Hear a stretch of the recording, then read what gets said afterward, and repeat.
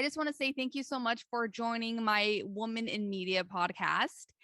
And starting off, are there any influential women in your life or any female role models that inspired you to be an artist? Now, it could be within the music industry or it could be outside the music industry. Yeah, in my life, I mean, I feel like most of my role models are all women. I have such a strong relationship with my mom and my sister, and like all of my like close like friends are just inspiring to me. I think all of them are. What specifically inspires you about them? Well, my sister and my mom are just really strong mothers, and like the way that they interact with like their children and like the love that they have and just the, you know, this sort of like altruism that they have for people is so inspiring. And recently the Grammys just happened. Did you happen to catch any of the performances?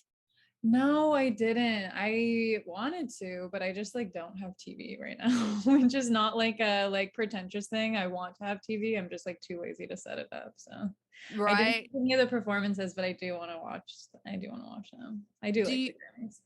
Who do you think should be receiving a Grammy next? I think The Weeknd, they lost, like they totally did The Weeknd wrong with not nominating After Hours as an album, but who do Yeah. you think should be nominated? Well, I was stoked to see Japanese Breakfast was nominated. I think it's always cool when like the more, I mean, she's not even really indie at this point, but the more kind of like alternative subsect artists are getting some attention. That's always really exciting. I don't know. Who do I think should be nominated? I can't think of anyone off the top of my head, but I do think that she should have won.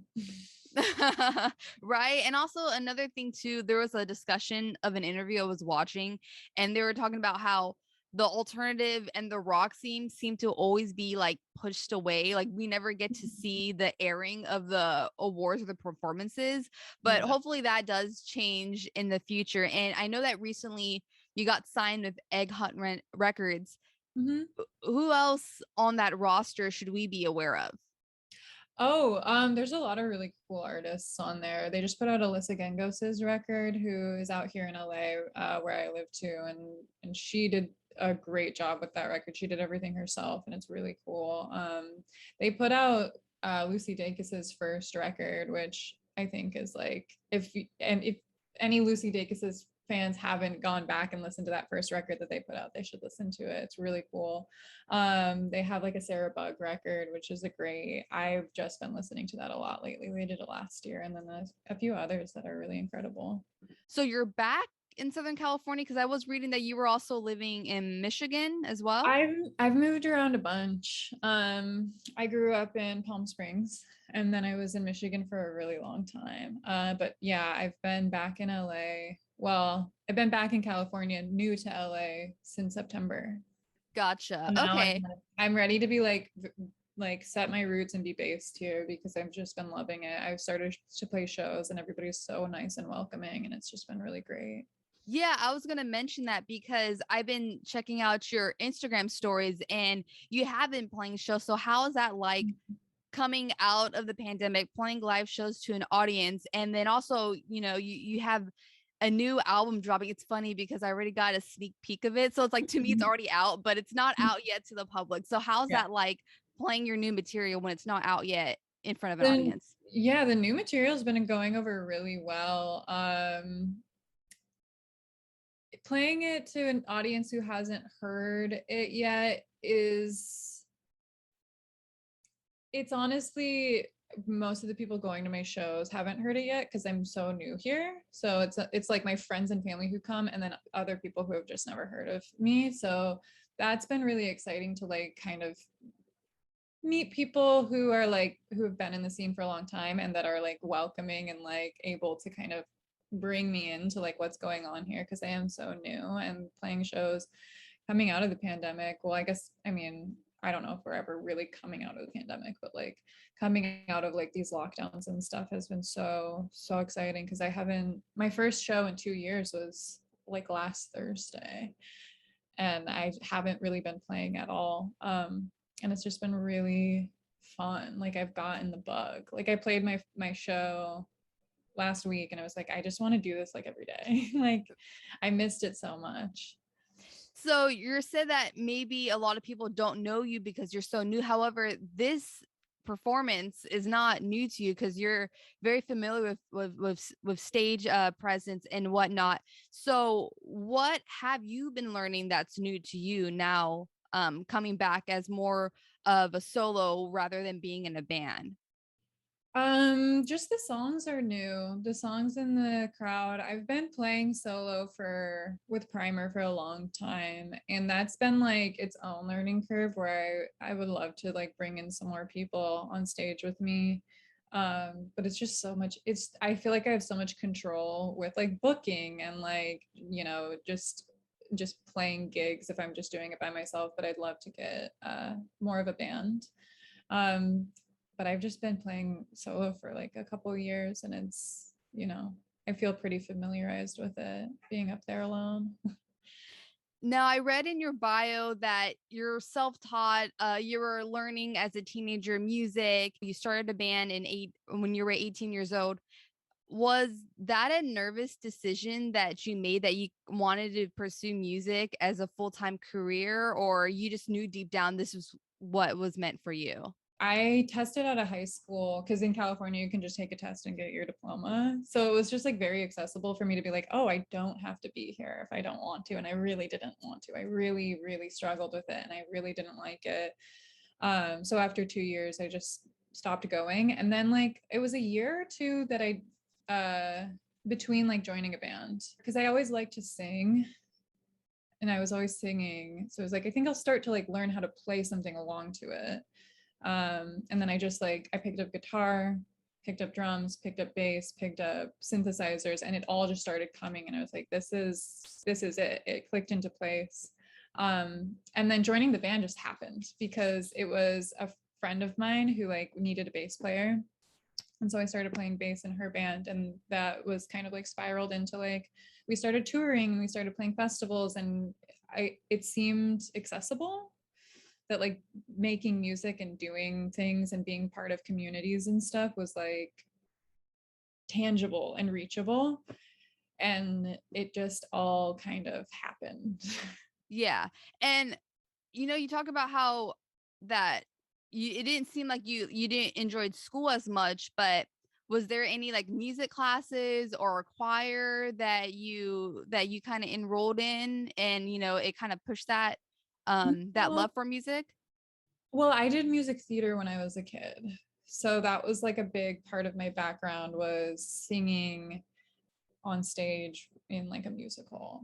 But then as I got to be a teenager, I was just like such a self-conscious kid and everything was embarrassing. And like, as much as I probably would have thrived in an environment of like, I did take theater in high school a little bit, but I really was embarrassed by it. Like, I would have thrived doing band or doing stuff like that, but I was just like so self-conscious about like what people would think of me, or like being on a stage, or like learn, or like putting myself out there in those ways, that I just didn't really involve myself in anything in high school. Which like looking back, I wish that I was able to like break that barrier and become more involved in like communities like that, because I think they would have really helped me get through high school. But instead I just rejected everything, unfortunately, because I was just like an angsty teenager and just really not about any of like that stuff. Honestly, I think every teenager goes through that. And I said the same thing too. It's like, oh, I should have done the broadcasting class back in high school, and I totally did not, Right. because I was so concerned what everyone was going to think of me on the screen. I'm like, oh, I have bad acne. It's a shame that like that stuff gets in the way, especially because when I was like even younger, like 11, 12, I was really passionate about like being in musicals and like performing and singing and stuff like that. And I continue to care about music, but I just kind of like was, as far as like any sort of music theater or anything like that, I was like, absolutely not. That is way too embarrassing. And I've dropped it all. But luckily I was able to pick it up with like bands and stuff. What musicals were you involved in? I was one of the Von Trapp children in Sound of Music for like months in Palm Springs. And then when I was like a little kid, I was in Beauty and the Beast and Annie. And I think that there was maybe one more. I think I might have been in like Cinderella, but that was like ensemble stuff. And then I did like singing competitions and stuff. It was like a weird like child performer trajectory for a while, which I was like stoked about. It was like definitely no like parents pressuring me to do it. It was just me being like, I think I'm gonna start like competing in like the freaking, I don't know, like there was like a like carnival festival in our local town, and I would just like go and like do the singing competitions at this like weird festival every year. And I was like, why was I doing that? That was such a weird thing to be doing as like a 10-year-old. You know what's such a trip is that we have so much more confidence as a kid, and then once we're a teenager, we lose that confidence. Yeah, it just gets like drained out of you. And it makes me sad to think about, but again, like you're so right that it's just like a natural thing that happens. But I feel like as an adult, I've been trying so hard to like rebuild this part of me that like, especially through like performing and being a musician, where so much of it is just like making yourself vulnerable and like kind of putting yourself in this like weird spotlight. And you have to like in some ways like build from scratch this ability to like be really vulnerable and like put yourself on a stage, like literally and metaphorically. And that's a huge part of like what my 20s has been, of just like figuring out how to be okay with myself publicly. So I've also done theater as well, like middle school, high school. I've been in a couple plays. One of the plays I was very proud of being was in an 80s musical.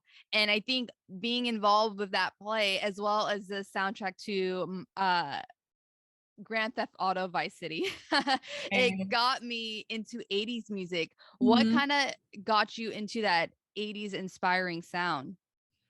Honestly, I really don't know. I was always drawn to synthesizers. And I feel like once you start playing with synthesizers, it's really easy to get into that kind of aesthetic and that sound. And I've also just really loved like Depeche Mode and Tears for Fears. Like I grew up with Tears for Fears, and that's been like a huge band for me. And I don't know. It just always clicked with me of like, this is like something that's hitting for me, and also is like comes naturally to write. And I love my synthesizer. I've never really been able to write on guitar. I like guitar music. It's just never like clicked in the same way. Actually, Tears for Fears, they're coming back on tour. Yeah, my dad wants to take me to that concert. Yeah. You should. Oh my gosh. He's been like, we gotta go, because that's the band that I grew up on. So like, like this will be perfect. It's like around my birthday, so I think we're gonna try and go. We'll see. They're very expensive tickets. Yeah. Right. That's the probably one of the worst things about like concerts, like the extra fees that are not required. I'm like, what? Why am I paying like another $30 for a service fee? Yeah, I live like near the Greek Theater out here in LA, and I wanted to see Charlie XCX, and the tickets were like $20. I'm like, this is great, $20. It's so accessible. They sold out like in the first day, and then like they were reselling for like $80, and I was like, okay. That's a crime. Actually, No. I live more up in Northern California, and we also have a Greek theater. So every time people say Greek theater, I'm like, it's either LA or Berkeley. Well, actually, I know that you've covered the Beach Boys, but if you could cover a Tears for Fears song, which one would that be? I really like it wasn't one of their singles, but they have this one song. I think it's off of their album The Hurting, called Suffer the Children, which sounds very like depressing, but it's actually kind of like a very upbeat song that I've always loved. And I've actually thought about like, oh, that would be a fun cover. I have like a lot of ideas of like songs I'd like to cover, and then I just usually never end up executing them, but maybe one day. Oh, what songs are those? I'm not a Beatles fan, but I've recently wanted to cover the Beatles song Baby You're a Rich Man, because I just love the words to it. I wanted to cover Gwen Stefani's song Cool. And then my friend who I'm working on like an EP with and I are working on a cover, which I might not say the title to yet, but hopefully we'll have a cover out soon. Okay, I'm looking forward to it. Now, you're talking about like being self-taught and like learning how to pick up instruments. So I noticed that on your music credits, you're doing the songwriting, the composition, production, as Mhm. well as other people. And Mhm. being a woman, also an independent artist, when do you feel like you should take ownership in the creative process, but also rightfully giving credit to other people? Because I know that, you know, some artists are manufactured, where like, here's a song, sing this, and then we do the rest. So when do you feel like it's like, hey, this is my material, I feel like I should be as much involved? Yeah, I think that it totally just comes down to the artist. Like, I never want to be the type of person to say that someone who sings over someone else's production and beats is not an artist. Because singing is an art form. But I think the issue comes with like, there's just never, I feel like with a lot of female artists, you you don't even get the option to see yourself as being that. Like, you don't, at least for me when I was growing up, the idea of like music production was never even visible to me. So I think that it comes more to, if you're a female musician, just to be able to see yourself in any position and know that all of that is accessible and all of it's pretty easy to learn and figure out and do yourself. If you wanted to go that route, if you want to go to the route of perfecting your voice and singing and writing lyrics and doing that and not working on production, that's fine. But if you're only doing that because you feel like none of that's even accessible and there's no way to even penetrate that world because there aren't any female musicians in that world, I think that that's really, it's really sad. And I think that being able to be visible and as someone who like does write and produce and work on engineering is great. I wrote and produced and engineered my first record. I did that all myself. A lot of it was programming. And then for this one, I think for that record, it was like, I did it. Like I did it. And I was able to kind of like prove something to myself. And then with this record, I was like, I had to understand that I do have technical limitations. And I was able to bring in a collaborator who did a lot of amazing production on it. And I made that decision because I was going for something of like a very like poppy, like pristinely produced with a lot of like pop production technique in it. That was like a very specific thing that I was going for, where I wanted someone else who had like a different expertise than I had. So that's why I brought in another producer. But I mean, I'm sure that there'll be songs and there'll be maybe even whole albums that I'll end up doing on my own again. It just is depends on like what you're going for and also understanding what your limitations are. Yeah, I think Charlie XCX, as well as the Japanese house, they've done that too, where they've self-produced their own albums, but they got someone else to get a different perspective. So yeah, I think that's refreshing as well. And you mentioned how singing as well is an art form, and I feel that when you're an artist, you have to be a storyteller. And what Mhm. is your mindset when you're crafting a song and you're like, hey, this is going to be a personal story, but this other song is going to be a little bit more observational? It's usually just there's things in my life that will hit me like so hard in my chest that I can't really navigate or process them in any other way. And it's just, I can't really decide what that thing is going to be. It's just if something's hitting me so heavy that I have to process it through a song, then that's how it will come. One of my favorite songs is Warning, and I know that's about a toxic relationship that you were in, and I really care about this subject about dating violence.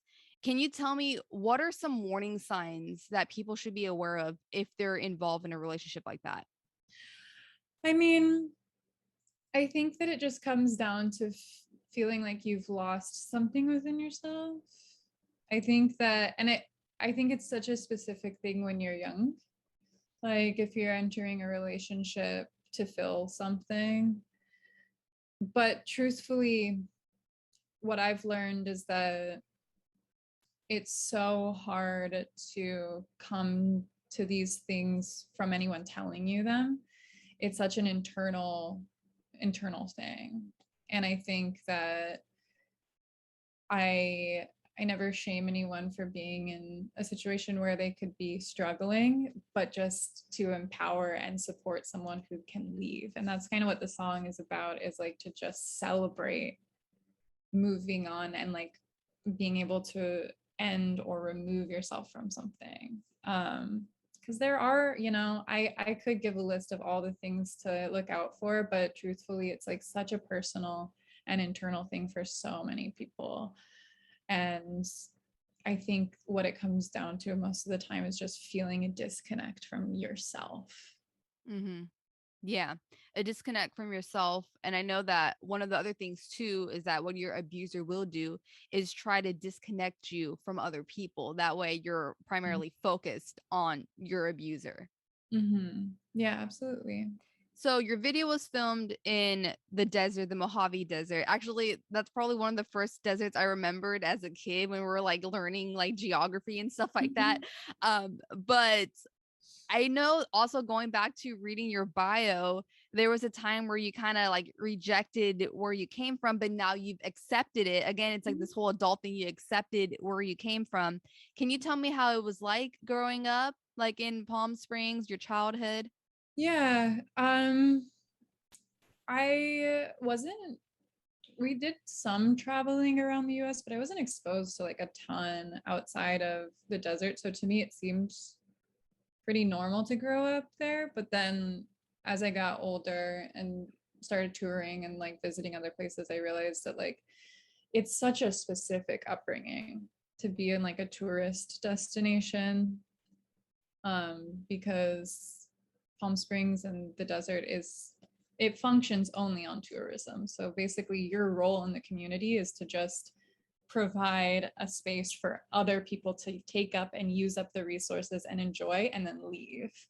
And your role in the community usually is to be in like service industry roles to provide uh, an experience for people who are just coming in and then leaving. And so that was, I think, the thing that I rejected a lot, is like the community was just not exactly what I wanted. There's definitely a lot of community there, and I don't want to disparage any efforts, because there's a lot of art and a lot of people working really hard to build community there, but it is a very specific thing to grow up in a tourist destination.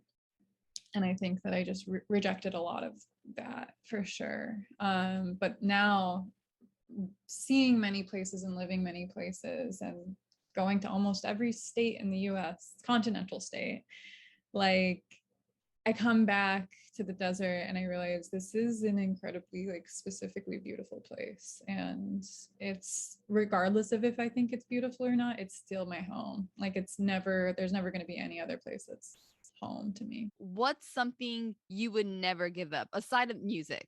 I don't know if I'm like a very attached person, because I've always been someone who just kind of like, I like to just like move on and then leave everything else behind. And I truthfully, I think that music's the only thing that I would never leave behind. Maybe like my family. I don't know. I would never give up my family. Yeah. With them. Yeah. So your song "My House" was featured in a trailer for Harlots. Where else would you like to see your music? Where would you like to hear it? I think like um cinematic uses of music are, I feel like, the most ideal for an artist. Luckily, I've been able to work with some cool like shows and stuff. But movies for sure are always like the pinnacle. I'd love to do like scores and work more on like soundtracking. Yeah, I think you'd be very good at that, especially with your production skills that you've been saying that you've been learning on your own.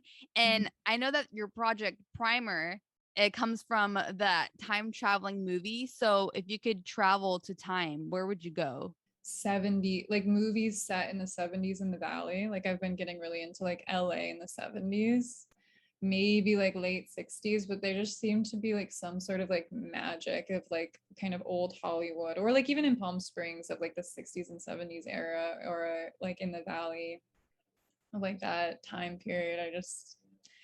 If I could go back, I'd go to the San Fernando Valley in the 70s for sure. Yeah, that reminds me of the movie Once Upon a Time in Hollywood, as well as the Licorice Pizza that's like set in the Yeah, 70s. that's like a Paul Thomas Anderson thing for sure. Like all of his movies are kind of like this, like sort of dream. His movies are like very dark, but like this dreamy setting of like the 70s and in LA, and it's just like, I don't know, it's my favorite. Yeah, especially when I watch like movies or shows, like they're like time periods. I'm like, I wonder how that would have been growing up. Mhm. Yeah, Oh, especially the sure. music. Yeah. Yeah, I think about that all the time, like of just maybe romanticizing the past too much of like, oh, if I grew up at this period of time, I would have been way better off or whatever. But I don't know. Yeah. What do you want our listeners to know about you, Alyssa, but also about Primer? I don't know. I feel like I'm kind of a private person. So like me as Alyssa is like just not, I don't care about making public at all. But Primer, again, like I don't consider myself very much of like a public facing like artist or person. It's more of just like the music and what people can take away from it. And if they can't take away anything from it, that's okay too, you know? All right. Well, thank you so much, Alyssa, for your time. Mhm. Yeah, thanks for having me.